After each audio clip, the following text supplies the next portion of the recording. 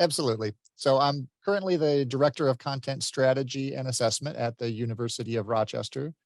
I'm also the founder of Pipercoin. I've been optimizing web content since 1996, and I've been in the Web3 and crypto space since 2018.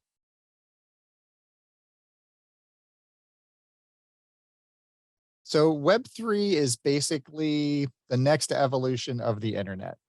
So Web 1 kind of started the foundation of the internet when it was just a bunch of computers networked together with wires, and it was really a read-only type of format where big companies who had the resources to be able to hire website developers to create website content for them were able to put content out on the internet for people to consume. As consumers, it was great because it gave us the opportunity to get a lot more knowledge besides having to go to the library or get books or read newspapers or magazines. So it was really kind of a content revolution from a consuming standpoint. Hmm. And then Web 2 really got into the read and write environment. So content management systems came out, blogging systems came out, social media. So now we had the opportunity to speak back. We could talk back to brands. We had opportunities for advocacy, and we could complain if something didn't work out well. We could go out on social and post messages out there that the brand wasn't supporting their promises. And we were able to really start creating our own content. That's where content entrepreneurs came from. Content marketing really started getting formed because we were able to have that back and forth. And then what Web3 does is so Web3 is supported by blockchain technology. And we'll talk about blockchain a little bit later, but it's basically a public database that can't be changed. And one of the key factors that this gives us is the ability to actually own digital property. So we can prove publicly that we own a particular digital asset. And this has really created, for the first time in history, the ability for us to manage our own data in a very personal way. It's created opportunities for token economies, so micro economies that we can create and we can manage. We can assign the value based on the community. And then this decentralized concept where now if you post something out on Twitter, that's owned by Twitter. They own that content. They control what data you can see. They control who sees that content. In this decentralized environment that is powered by blockchain and in Web3, we are really in charge of where our content lives, what content we see, and what data we want to share about ourselves. So it's just the next stage in the internet, kind of.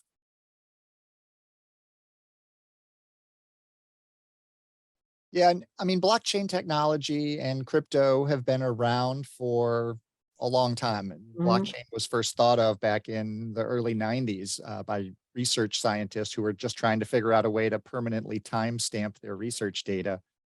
But really, when Satoshi Nakamoto is kind of the founder behind Bitcoin, that's the creator of the Bitcoin white paper that launched crypto into the internet space. That's really kind of how it all started gaining some momentum. People started seeing some value in this decentralized money system. Hmm. And then they started looking once NFTs started showing up and started becoming more popular, and people started realizing the way that NFTs, not only are they digital art, but they can actually be ways to manage digital properties, control digital rights. You can create smart contracts behind these NFTs that can help manage your data. They can assign certain properties to these digital assets that control who can see them and what you can do with them. So it's creating this entire new set of opportunities and technologies that we're really just starting to experiment with and play around with. But as more and more developers get into this space, and more brands and marketers start looking around in this space, we're going to see all sorts of new innovations that are going to come out of this.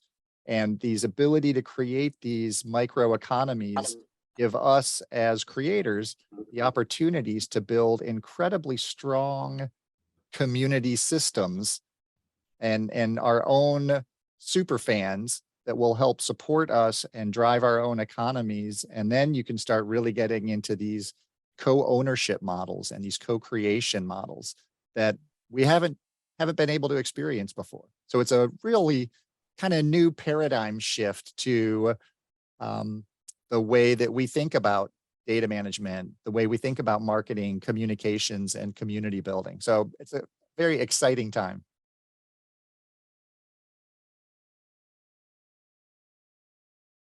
Yeah, absolutely. And, the more I speak to different industries, the more I investigate different opportunities, every use case, every potential solution is unique.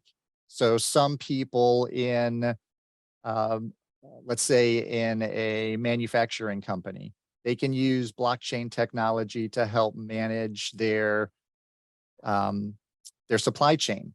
So they can see transparency on their supply chain. So that can help when they need to get ESG approval or when they need to get certification for certain processes. It's very easy, it's very quick to kind of grab all that data.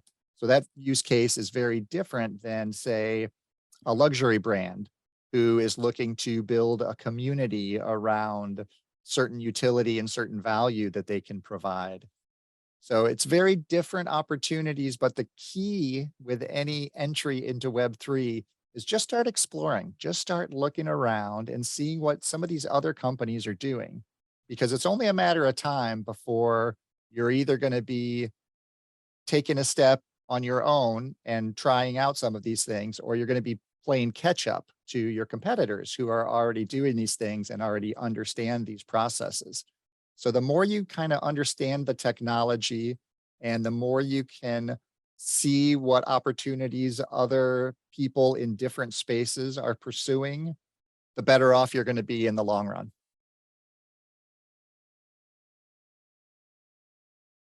Yeah. So there are, I mean, the basic marketing fundamentals are still the same. You have to know your audience, you have to know your strategies, you have to know your goals. So Web3 just gives us some unique abilities to create new tactics that we can leverage to do that. So let's say we create a coin, we create a token economy. Now we have the opportunity to incentivize our community members to say, Mm. well, if you come in and you use my services, I'm going to reward you for using those services. And I'm going to give you some of my coin. Now, those coin may have an actual financial value, but they'll also have a value in that community. So you can use that coin to trade with other people in the community to maybe get some of their services. You can also use that coin to reward other people so that if they come into the community, you can give them incentives to join the community.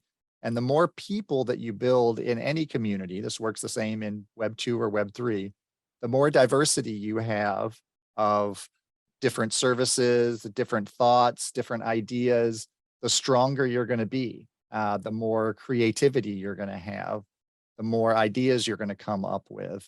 So it's really that growth economy.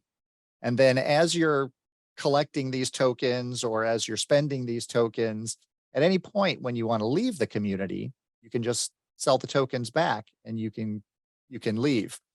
So think about a membership model, like at a gym currently, or if you're, in some mastermind group, every month you make a payment to that group and Mhm. that money is gone. In a hold economy or in a creator economy, you purchase an initial amount of coin, you join that community, you get the benefits out of that community for as long as you want. And then when you want to leave, you just sell your coin, which may even sell at a profit because the value of the coin may increase while you're holding it in that economy. So that eliminates that transactional feel that you get from those membership type of programs where people feel obligated to every month, I've got to deliver value to every one of these customers. And the customers who are paying for this monthly membership feel like, oh, well, I didn't get my full value out of this month, or I wasn't able to come this month because I had other things come up. So I feel like my money was wasted. But if they just hold your coin, they can kind of come when they want, when it feels right for them. It doesn't feel like this investment that they're making every month over and over. And then on the creator side, you just want to keep building your economy. You want to keep bringing new people in. You want to keep increasing the amount of people that hold your coin because that increases the overall value of your coin. So it's just a different mental model. And that's just tokenomics. So that's just token economies. I mean, we're also talking, we've got metaverse, we've got NFTs,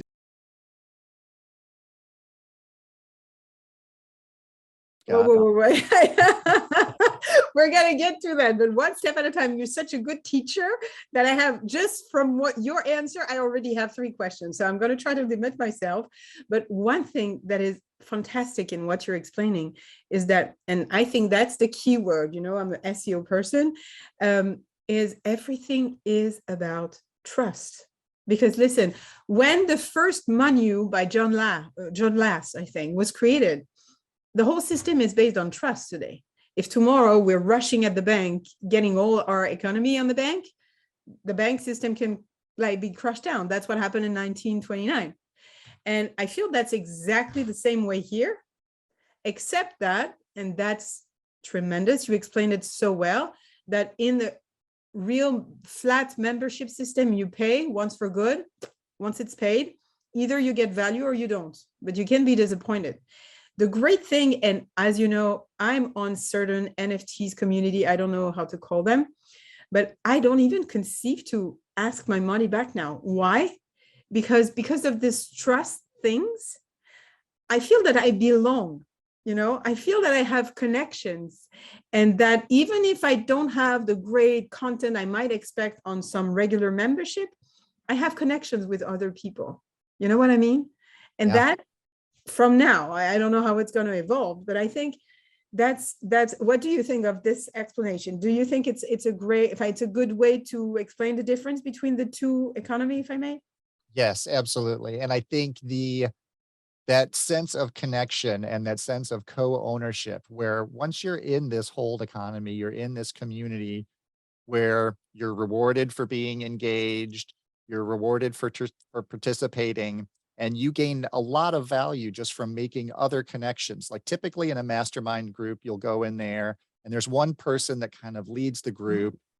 You get most of your information from that person. In a lot of these communities, you'll go in because one particular person drew you in, but you'll make so many connections and have so many other opportunities that come out of the networking that goes on in that group, because everyone feels like they want to participate. They don't feel obligated to participate. They That's want to exactly. contribute. They want to see the community grow and do well because they're putting their time in, they're investing their time, and they invested some money to get into this community initially. So they feel that sense of ownership, that sense of pride, of belonging, and it really creates a very strong loyalty within community members that I haven't seen in any other type of paid monthly membership opportunities. This is phenomenal. One thing to wrap this up, and then we're switching to other topics and words to define and to understand. At the end of the day, what blockchain enabled is to create our own money, correct? Can we summarize it at this way, at this level? Is that correct to say that? Yeah, I think that's one of the main things for marketing and for content creators that blockchain really enables is this microeconomy idea. Now, there's a lot of other things that blockchain does very well from a transparency perspective. Tell us. Yeah, tell us. That idea that you put your information out there publicly on the blockchain for everyone to see really creates an amazing implied trust. So if a company is going to if you want to say, I only want to buy goods from a company that I know harvests sustainable goods, if a company puts their entire supply chain out on a public blockchain where anybody can go and see the data, they can see publicly exactly what a company is doing from start to finish. So that just gives you an incredible sense of trust in this company that they're not trying to do anything secretly or hide anything. So you can actually go and legitimately see exactly what opportunities they've leveraged and where they get their goods. But And how this do we know that? How do we know? Technically, you're going on a website called blockchain and you write all your information. How do they control what you said is true and it's not true? Sorry if it's so beginners like baby questions again. I'm sorry for that, but it's No, like, not at all. So the blockchain isn't owned by any particular company. It's a not a centralized housed on a particular server that's owned by a company. It's out on a bunch of different public computers, a bunch of different public networks. So it's this peer-to-peer network that houses the blockchain. And so if a company is putting their supply chain data up on the blockchain to, be able to get certifications for particular, ESG requirements that they have from the government. It's like with anything, they can put up the information that they want to put up and share. But all of that information, if several different companies, like if you're buying a particular good from someone and they also put their supply chain information up on the blockchain, then you mhm. can trace back all the way through where a particular product came from, how it was sourced. So it just makes it much more transparent for everyone to kind of see all the process back to the beginning. Estonia converted most of their government systems over to the blockchain back in 2007.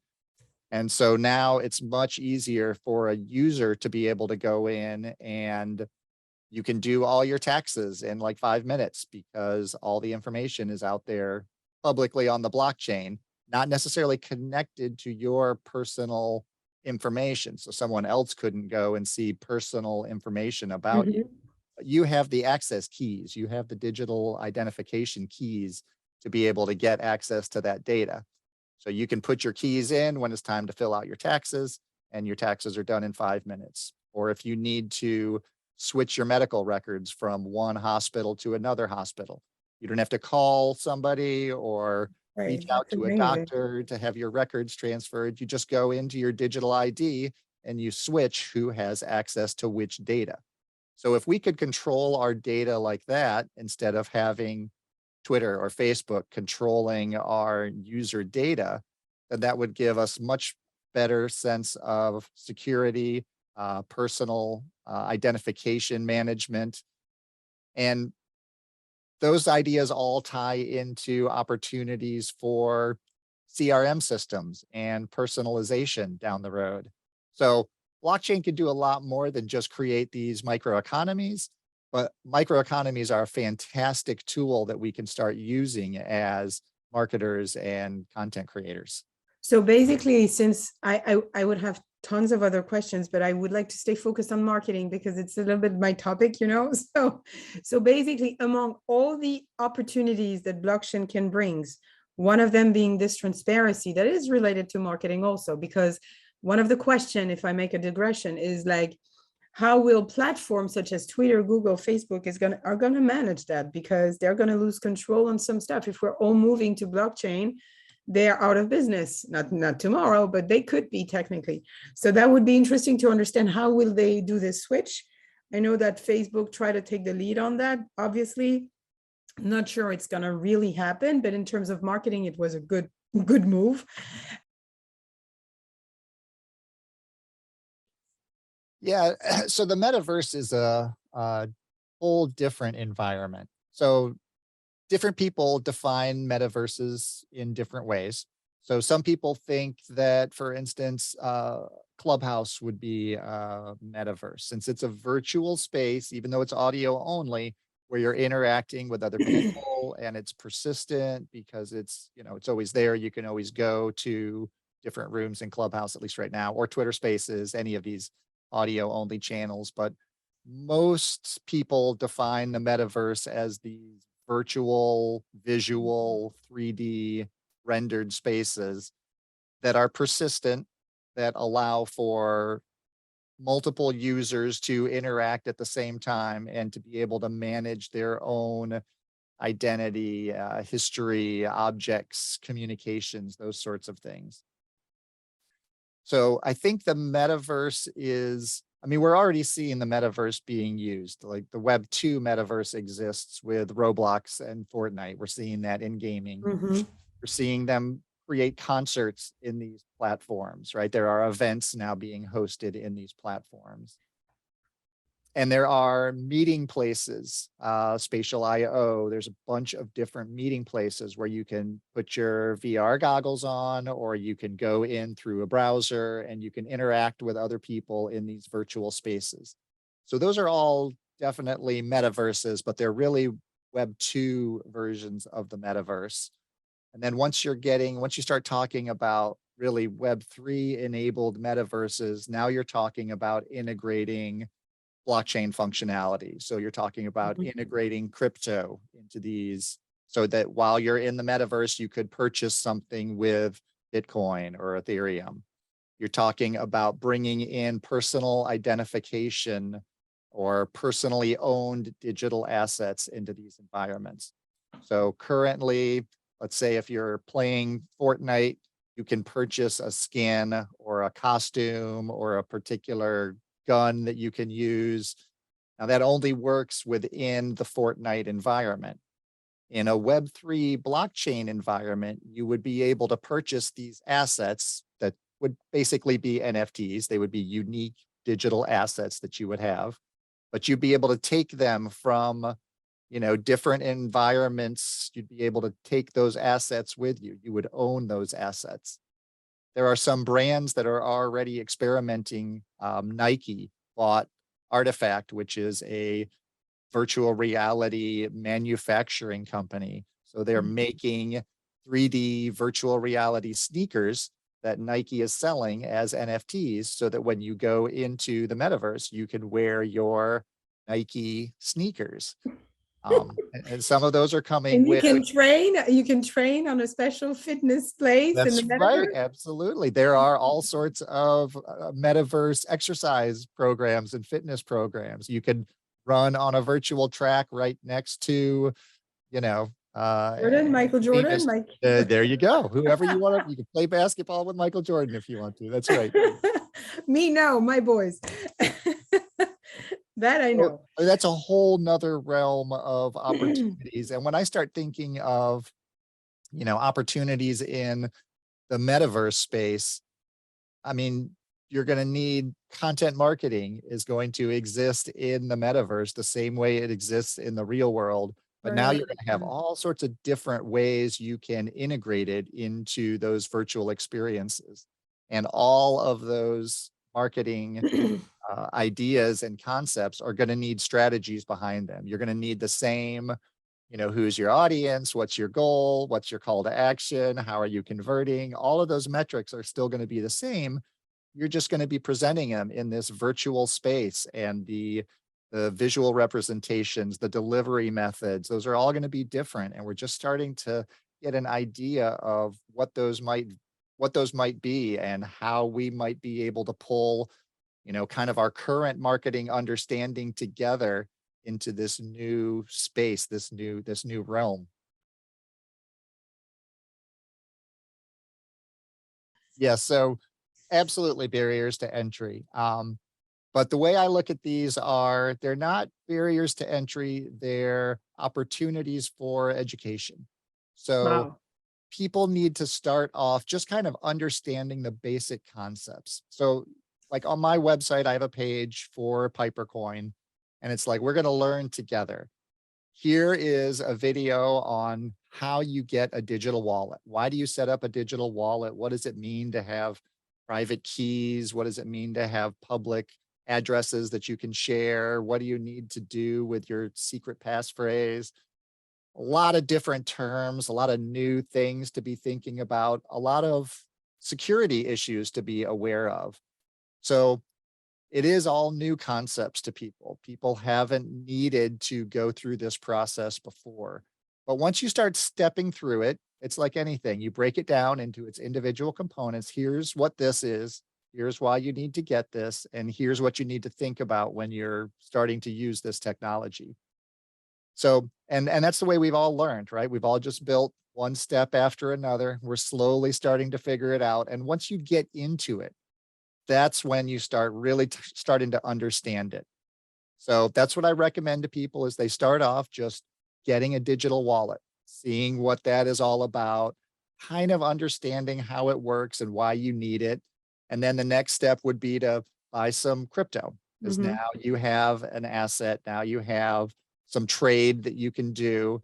And then after that, then maybe you want to start looking at, very inexpensive NFTs, just something that you can buy just to kind of see that process, or look for some creator coins that you're interested in these creators. You want to help support them. So you buy a couple of their coins just to see what happens, see what it's like, see how those show up in your wallet. And then you go and you join one of these discords or circles or one of these, Web3 spaces. And that's really how you start getting into this. If you want to get into the metaverse, you can just go on your laptop and you can go to Spatial IO or any of these, metaverse environments, and you Mhm. can just set up a free account and explore around a little bit, see what's out there, see what other people are doing. So that's really, barriers to entry are certainly easy ways for people to say, "Oh, I don't have time for this. I don't want to get into this." And a lot of people who I'll go and present these Web3 concepts to, that's what they say. I'll tell them when I go in, I'm like, if you go to this site and sign up for a digital wallet and send me your wallet address, I'll send you free Piper coin. I don't have time to do that. Like, that's fine. You don't have to. But a year from now, you're going to need to get your digital wallet because more of your customers and more of your clients are going to need to transact in this space. So it's either get on board now, start educating yourself, start learning about it, or start scrambling in a year or two when everyone else is starting to roll on this. There are a lot of people who dismiss NFTs and crypto as overpriced JPEGs and fake money, but the technology that is behind these is here to stay.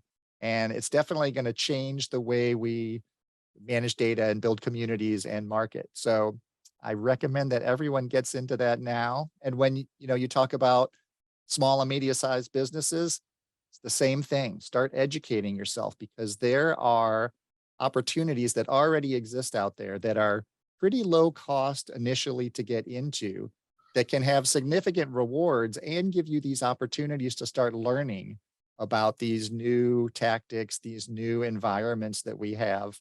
um, Mitch Jackson's a lawyer. He's the metaverse lawyer, and he sends out these Oculus headsets to potential clients. Cost him $300 to send them out. They put them on. They come into his virtual penthouse and into his meeting spaces, and he gets an opportunity to pitch people who, he'd either have to do through Zoom, which, as we all know, Zoom meetings are less than ideal environments, or travel, physically to their Next time we location. meet Brian, it's going to be in the metaverse. I'm sorry to interrupt. That's right. That's right. And yeah, and so it's a whole different environment. It's a whole new realm, and there's different ways to start experimenting in these spaces and just start watching what other brands are doing, what other companies are doing, because they're all going to set the standards of what works and what doesn't work and what new models we have to reach our customers and build our communities and engage with clients. That's really incredible. In terms of costs, the feeling I have is that at some point it's a cost of like once and for good in terms of Oculus set and technology things that you might have, few dollars spent in buying an NFT or something just to see and test. And then it's cost of time to just try and taste and try it. But what I like in this approach and the approach you're describing is that it's really do first and understand second. If you don't do it, you will not understand. You can stay hours trying to understand what to figure out, but like the best way to understand is really to do it, to be part of a community and start understanding how it works and the value of it. That's right. That's exactly right. In the Web3 space, they say you can't be a creator until you're an owner. You have to buy something first and you have to experience that. You have to understand what barriers you're asking your customers to get past. You have to understand that learning model that it takes and the time investment that it takes before you can go ask somebody else, oh, buy my NFT. Well, do they have a wallet? Where are they going to store it? How are they going to purchase it? Do they have crypto? So there's a lot of things to consider when you start getting into this. And yeah, like you said, the best way to learn is to do it. Great humility lessons for marketer, right? Yes, absolutely. Well, and So the wonderful thing is we're all learning. We're all so early in this. This is like dial-up modem time in Web3. We're just getting started with this. So it's a very fascinating, exciting time to be in this space.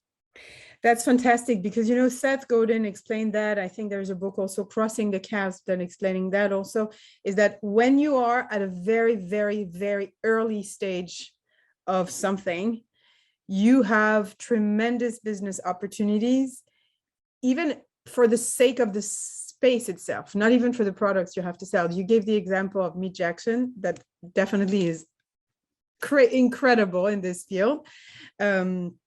And he explained that he was doing business probably mostly because the way he was offering like a first meeting with a client was so attractive that it was his differentiating factor in a way. Yeah, absolutely. It establishes that expertise and authority, that everyone is looking for. Everyone's looking for trust. They're looking for someone that they can rely on. I mean, trust is such a difficult Mm. concept in our current society. We watch the Edelman Trust Barometer drop year after year, and it's, some of the lowest rankings that we've seen in a long time now, especially in, government leaders and officials. So anything that as a brand or as a creator that we can do to establish that trust, to create that transparency, to set ourselves up as knowledgeable in a particular area, that all goes towards, building our credibility and building the ability for our clients to rely on us, to come to us with questions and, looking for answers and support. Yeah, there's so many brands that are I doing know that. I know really it's a hard incredible things. question. I'm sorry. I think Nike is doing some great things. They're really exploring metaverse implementations and setups. Starbucks just announced that they're going Mhm. to be introducing a NFT loyalty program. So this will be a big new use case for these loyalty rewards programs on a big scale. There are a lot of other smaller companies that are doing this in smaller ways, but I think Starbucks is making a big play here in the loyalty space. Um, Tiffany's is doing very interesting things at the luxury brand level with their NFTs. There are a lot of musicians who are doing incredible things as far as sharing their royalties to songs that are played on streaming platforms with their token owners or their NFT owners. So I think there's a ton of different brands, companies, and artists who are doing amazing things. Mostly B2C. A lot of B2C at this point. Now look at Salesforce. Salesforce just on For launched sure. the NFT cloud. They're really looking for big B2B implementations of these. And I don't think it's a coincidence that the largest CRM company in the world, or one of the largest, has introduced this NFT platform. There's a lot going on there.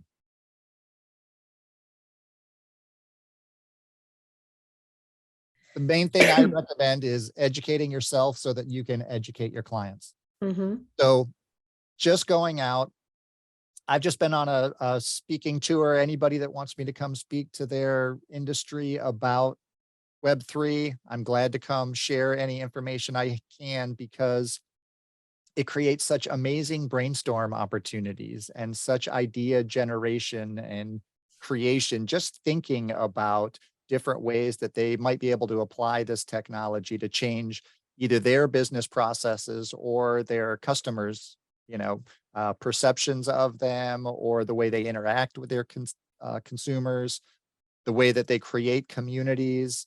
I've spoken to several different advertising agencies who, well, I'll speak for an hour and then we'll have half an hour of brainstorming, and they come up with some incredible ideas on different ways that they can use these technologies to start working with their customers in a completely different way. So that's my biggest recommendation is, you know, join in some of these communities that are out there. There are a ton of opportunities for co-creation, co-ownership even, within these different communities. And then just start educating yourself so that you can educate your clients. And once a client really latches onto something and comes up with an idea that you think could really work, then you're going to have to go research about how to actually implement that idea and the fundamental operations behind those ideas. But there are all sorts of companies out there and consultants who focus specifically on matching up, these new projects with the right people to manage those and to implement those. In terms of, that's my second question, in terms of monetizing in the real world, like meaning in the still web 2 world, like we look like we're so old now. One thing, can we actually do real money in web 3? Or the point is we have, okay, virtual or blockchain related money in web 3, but the way we would transform this money is hopefully not some people asking to get their money back when they bought some NFT, not this one, but it just would be that the community in Web3 would be so tight, so loyal, so happy, so with this feeling of belonging that they would buy more in the real actual shop, like for example, Nike, or they will participate, I don't know, in a special marathon sponsored by Nike that would have training in the metaverse or something like this. Could that be a straight way to make real money, if I may? Yes, absolutely. So there are lots of, NFT projects and programs that are building community, building opportunities, but then they use, a fiat current, a monetary current as a way for consumers to purchase additional assets or to participate in different ways. You can even tie in these NFTs to events. So you might be able to get an NFT to go to the event for free, but then once you're at the event, anything that you purchase there would be additional. You could purchase that in, regular money, or a Great lot of these idea. places are letting you purchase in their tokens. So you would get more tokens, you'd invest more in their economy, and then you would pay at the event with their tokens. So there's all sorts of opportunities for crossover back and forth between fiat currency and cryptocurrency.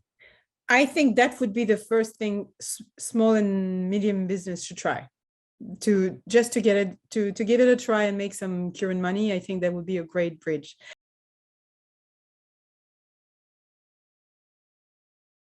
Well, I am a content marketer at heart, so I would start off by creating content and building a community.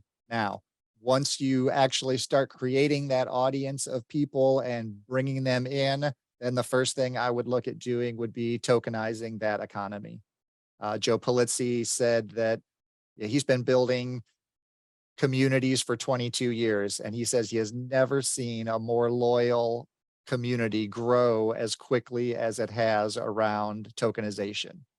And I think the ability to use the token economy and to create these micro economies is an incredibly powerful tool for really turning an audience into a community and really building that strong base of super fans who are super engaged and feel that sense of loyalty and ownership and want to participate. So I would start off with content, back to the basics of content marketing, come up with a strategy, focus on that. And then once you start building that audience, then tokenize your economy. So to start create content, the three things you mentioned was know your audience, determine your target audience, build a strategy. The third one was, you mentioned one. Yeah, convert that, know your audience, know your strategies, and then answer questions that they have, and then convert that audience into a community.